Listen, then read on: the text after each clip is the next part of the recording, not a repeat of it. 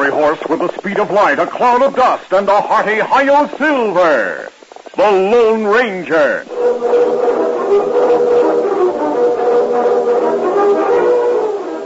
Before this exciting adventure, a word from our sponsor.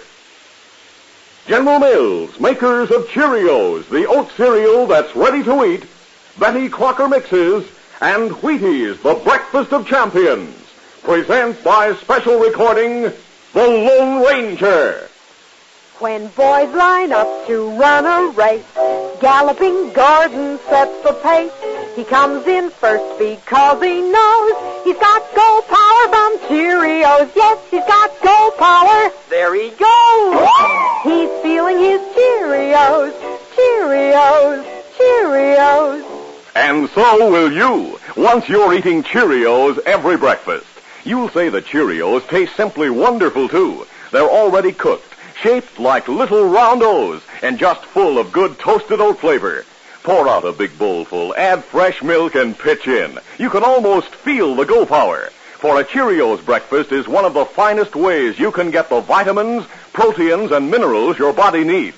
A bowl of Cheerios and milk really starts your day right. Helps give you the good red blood, strong bones, and muscles.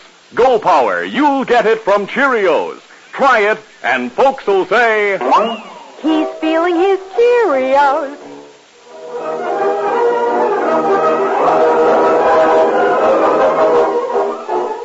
With his faithful Indian companion Tonto, the daring and resourceful masked rider of the plains led the fight for law and order in the early western United States. Nowhere in the pages of history can one find a greater champion of justice. Return with us now to those thrilling days of yesteryear. From out of the past come the thundering hoofbeats of the great horse Silver. The Lone Ranger rides again. Come on, Silver. Let's go, big fellow. I'm Silver. Hooray!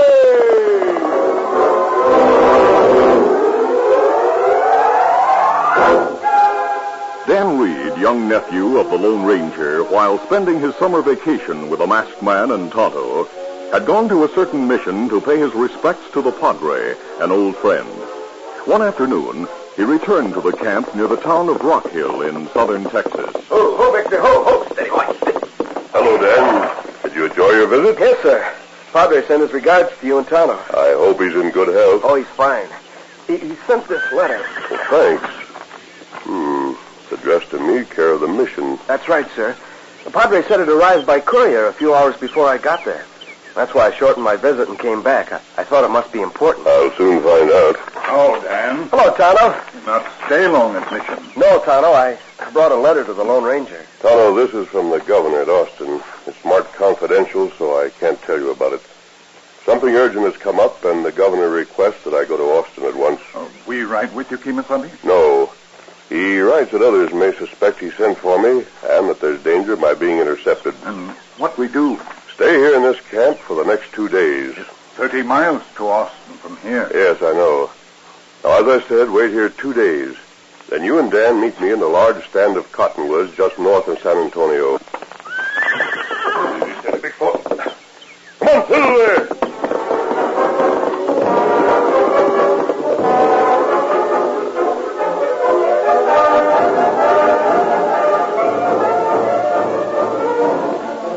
That afternoon, in a farmhouse located between Rock Hill and the state capital of Austin, a man known as Captain Parlin, who had been discharged for disloyalty both from the Army and as military aid to the governor, paced the floor as he talked to a few of his renegade followers. My plans have been carefully made, and we'll go into action day after tomorrow. No one suspects that this cotton plantation is a cover-up. The field workers out there are men that Carlos has brought in from across the border. Si, Senor Capitan. You will find them good fighters, even though they do not do so well as cotton pickers. I have been careful to pick hombres who deserted from the Mexican army. And along with them, we have the trained men who have seen fit to, let us say, denounce the United States Army. Men watching the trail between Austin and San Antonio have made sure no couriers got through to the army post there, Captain. You've done a good job, Buck, and you won't be sorry. In 3 days, I hope to take over the governorship of this state lock, stock, and barrel. You'll all be well rewarded for your part. We have just 200 men. What about the United States Army? The largest concentration of troops is at the Army post at San Antonio. 400 cavalrymen. I've learned from one of their couriers who secretly joined our cause that 300 of them are leaving tomorrow for Fort Stockton. There's somebody coming. Must be Frank Niles, one of our men who's been working for the governor. Hello, Frank. Hello, Captain. What's up, Frank? The governor called in his military aide this morning and told me to leave his office. I listened outside the door, which I left slightly open. What did you hear? I heard him say he suspected treachery because no couriers have gone through to the fort. He said he sent a letter in a plain envelope by stage mail asking for the help of a masked man known as the Lone Ranger. Yes, I've heard of him. He's dangerous to our cause. We must stop him. Carlos, take 1 or 2 men with you and watch the trail.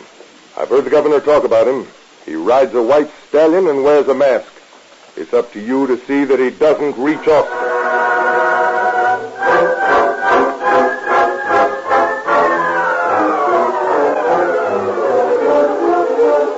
The following morning, Tonto went to town several miles away, leaving Dan in camp. It was mid-morning when Dan heard fast hoofbeats approaching. Silver with an empty saddle. Oh, Silver, ho! Something's happened to the Lone Ranger. I wish Tonto were here. He won't be back for some time. If the Lone Ranger is lying hurt somewhere, I have to do something right away. Panic-stricken by the return of Silver without the Lone Ranger, Dan thought only of finding the masked man as soon as possible. He made a quick decision to leave Silver tied in camp with a note attached to the saddle. I can follow Silver's tracks and find the Lone Ranger. Then Tonto will follow me and bring Silver. I'll leave right now. Easy, Victor. Steady. Come on, Victor.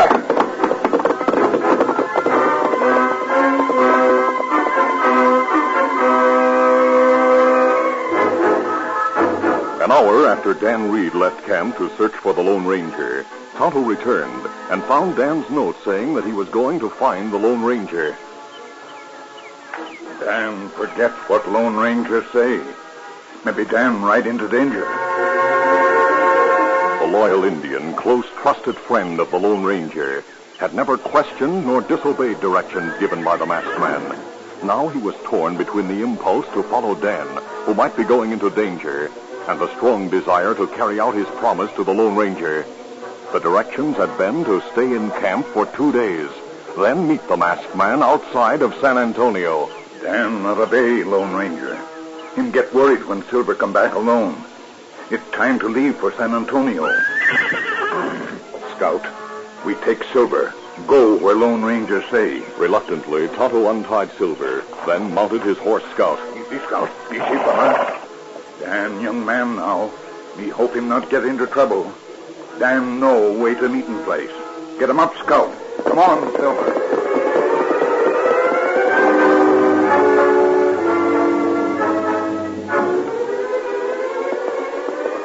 Meantime, Dan Reed followed the tracks left by Silver when the great horse returned to the camp. Many miles from the camp, the trail Dan was following joined the main trail between San Antonio and Austin. Finally, as he approached a thicket, 3 horsemen rode out and barred his way. Stop and rest! Ho, Victor, ho! Where are you going, amigo? Toward Austin. Hey, Carlos. That's the kind of horse the masked man rides, a white stallion. You've seen him? You know where he is? So you know the masked man, eh, senor? Yes, sir. Dan stopped. He suddenly realized by the expression on Carlos's face that he was saying too much. Carlos spoke. I am glad to learn you know him. Where is he? Speak up, quick. I don't know. Huh? Buck, take him to the Capitan. I'm sure he can tell plenty. If he tries to get away, shoot him. He won't get away. All right, you ride ahead of me. I'll tell you which way to go, and I'll go on. Come on, Victor. Get up.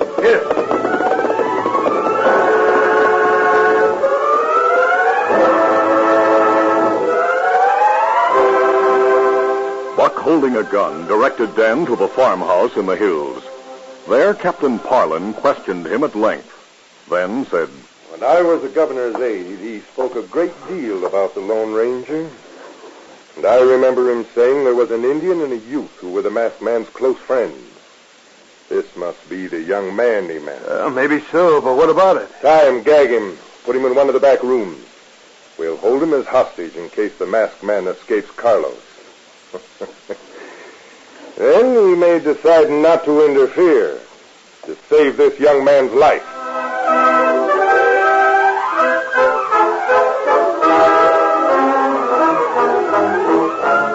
We'll continue our Lone Ranger adventure in just a moment. Say, I'll bet everyone in your gang loves a chocolate malt, right? Who doesn't? Well, here's a real treat you can plan. Sometime soon, invite the gang over for a chocolate malt, and then surprise them with a Betty Crocker chocolate malt cake mix cake. Imagine all the excitement when they taste their favorite flavor in a cake. A big, delicious, I think you're the best gang in the world kind of cake. You see, Betty Crocker has put real malted milk right in the mix. It's the first chocolate malt cake mix ever, and it's so easy, Mom will have fun baking it. Or you can bake one yourself.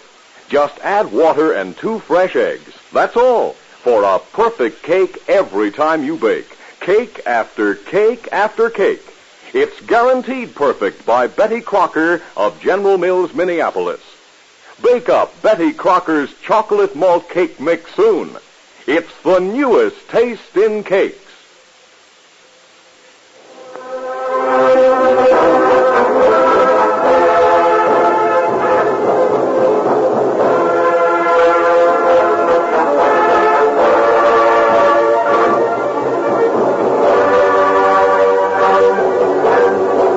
Now to continue.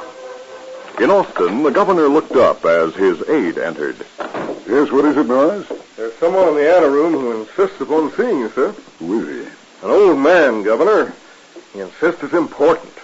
When I told him that you were busy in the state's business, he handed me this. Yeah? A silver bullet? Yes. Must be some kind of threat. Show that man in at once. Yes, sir. The governor will see you. Afternoon, Governor. This here fella tried to keep me from seeing you. Norris, wait outside. Yes, sir. I see my disguise is effective. I certainly wouldn't have suspected a bewhiskered old codger like you to actually be the Lone Ranger. I knew you'd know by the bullet who was waiting. Yes. Do sit down. Oh, thank you, sir. I left late yesterday afternoon as soon as I received your letter. By the time I reached the main trail, darkness had fallen. The sky was cloudy, so there was no moonlight. Because of the information about the 2 missing couriers, I decided to camp for the night, assume a disguise, and take the morning stage from there to Austin. And what about your horse? I turned him loose. Because of your warning, I realized someone might be watching and recognized him, even though I was disguised. I'm sure he went back to camp. It was a clever way to get here without detection. I wanted to pass along the main trail by daylight to look things over. Did you find out anything? Yes, sir. After I sent Silver back to camp, the stage came along and I hailed it. Several miles back along the trail, 3 men waved down the stage. Go there! Stop that stage! Hold there! You're hunting for somebody, driver. Have a look inside the coach. Get up. Oh, good morning, senor. Morning. What's this all about? Now, if you're outlaws, you won't get anything much from me. We are not after your dinero, old one. I was hoping there might be another passenger. You have not seen a masked man on the trail, eh? Nope. What's more, I don't hanker to see one either. Just going to Austin to visit a friend. Need all my cash to go back. You keep the cash. We don't want it. Hold there. Hey, Carlos, why are you wasting time talking to that old codger? The captain's not interested in hombres like him. Let's go. All right. Adios. Get up! Get up!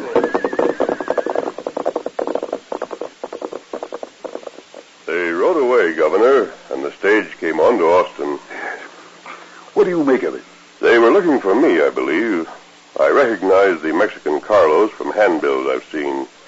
He's a deserter from the Mexican army, and at one time tried to lead a revolt against the Mexican state of Chihuahua. That is news. After we left them, I noticed far more workers in the cotton field than a planter would need, and I could see they were not used to the work. Yes. Then you think... I think Carlos and the others are planning something big, Governor. The fact that they've cut off your communications with the post at San Antonio is serious. But what can be done? What do you suggest? I'll take the afternoon stage back to San Antonio. If they stop us again, I'll say my friend here was away, so I decided to return home. I'm sure I'll not have trouble getting through. Uh-huh. And then? I gave Tonto directions to meet me there in the morning with my horse. I'll tell the post commandant what I think, and suggest you send a note requesting the troops to come here to Austin to prevent trouble. I'll write the note at once, sir. And rely on you to get it to Major Rector.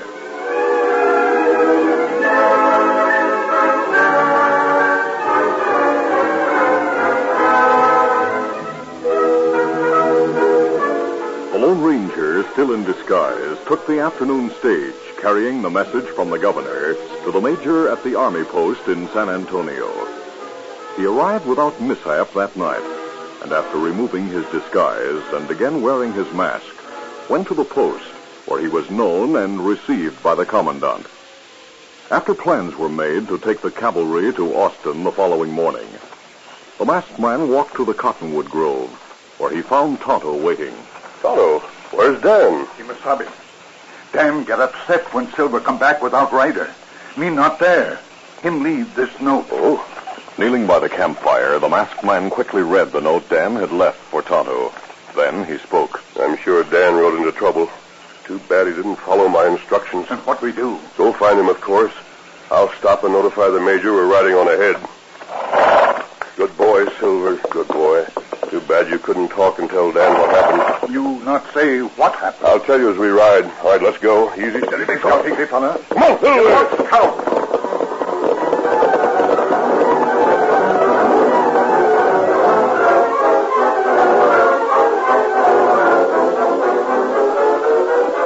That night, the moon was bright. After talking again to the major, the Lone Ranger rode with Tonto toward the place where Carlos and his two cronies had stopped the stage. The faint flush of dawn was in the sky when they cautiously approached, then pulled to one side into the thick woods. Oh, Silver. Oh, easy. Steady, big fella. Easy, Scout. Easy, fella. Tonto, we were stopped before, right around the bend ahead. Now, me go through wood. See if them watch trail now. Tonto moved like a shadow through the woods. He saw a man near the trail sitting on a log with a rifle across his knees. Tonto silently crept up behind him. Suddenly, the Indian's arm encircled the man's neck from behind. You keep quiet. Him unconscious now. Time.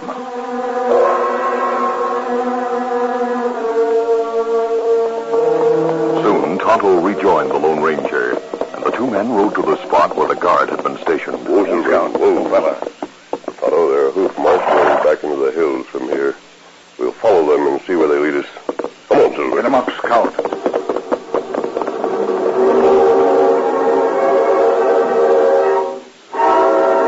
From a wooded ridge, the two men finally saw the farmhouse. Leaving the horses hidden among the trees, they made their way warily through the thick brush to the back of the house. In one of the back rooms, Dan Reed, still tied and gagged, lay unguarded on a cot. Suddenly, his attention was drawn to the window, which moved slowly and quietly upward. Dan, there he is, Tonto.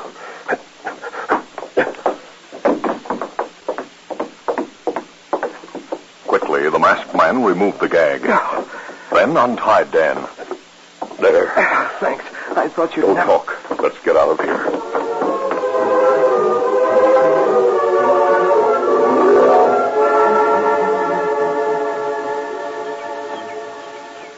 Still hidden by the brush, the two men and Dan reached the ridge. Dan told of the plans he had overheard, then said, I can't leave Victor. You ride with me now, Dan. We'll get Victor for you later. I'm very much surprised that you disobeyed my instructions, Dan.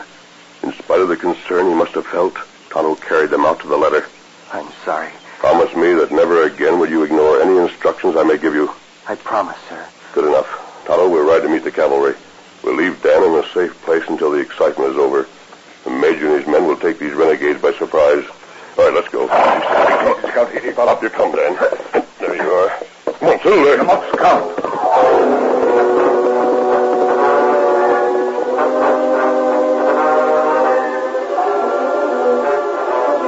Shortly after Dan's rescue, Captain Parlin entered the main room of the farmhouse, where Carlos and a few of the men were waiting. Well, men, today is the day. Carlos, get all the men together and ready to ride. Well, what about the masked man? He didn't show up, and we still hold the young hombre. We'll take that young man with us, tied to his horse. Huh? And if that masked man appears, I'll threaten to kill the young man unless he... Hey, Captain! One of the men saw some cavalry riding through the field. They're already attacking. We'll assemble our forces. Come on. The captain, Carlos, and Buck rushed out to lead the fight, but their surprise was complete when they saw cavalry moving in from every side. At 'em, men! The battle raged for some time, and many cavalrymen as well as renegades fell. Finally, outnumbered and fighting against well-trained soldiers, the renegades surrendered. The battle was over.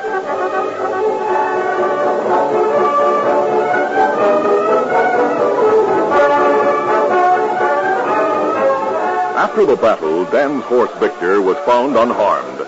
When he was ready to leave with the Lone Ranger and Tonto, the major spoke to the masked man. Sir, but for you, that traitor, former Captain Parlin, might have succeeded. I'm very glad we could help, Major. I'm sure the governor will want to see you and thank you in person. We'll ride to Austin now and report to the governor. I'm sure you know how to take care of those traitors. You may rest assured of that, my friend. Adios, Major. Adios, mister. Let's go, Tonto Dan. Come on, Silver. Up, Scout. Come on, Victor. There goes one of the finest Americans I've ever known. I don't believe anyone loves his country more or has greater hatred for traitors than the Lone Ranger. Adios, Silver.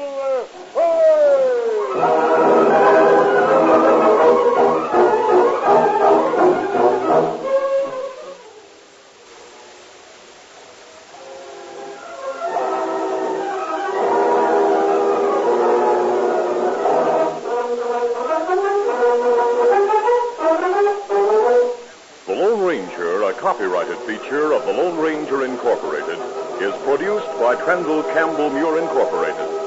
The part of the Lone Ranger is played by Brace Beamer. Your announcer, Fred Foy.